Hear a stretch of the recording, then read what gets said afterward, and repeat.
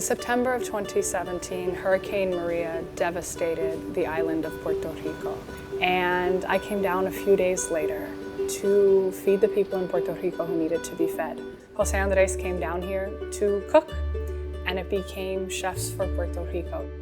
So we started. What was one pot of stew became 2, became 10, and we scaled up to open 26 kitchens across this island to feed over 150,000 meals a day, to serve 3.7 million meals to vulnerable American citizens.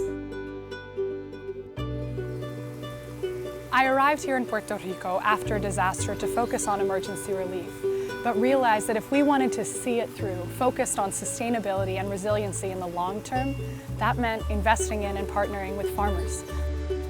So we started a grant program, which is now called the Plow to Plate Grant Program, to provide funds to small sustainable farmers that enable them to grow and to develop and to better meet need.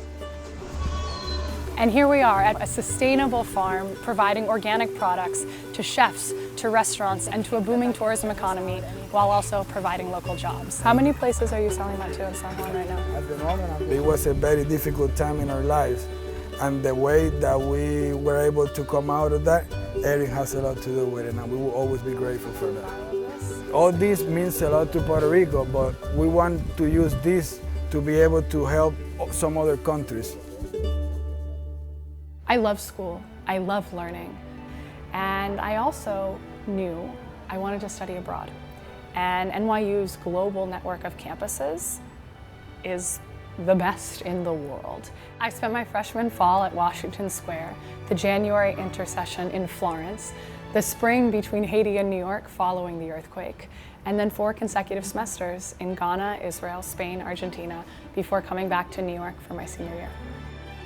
To go to a place and have a purpose is incredibly powerful.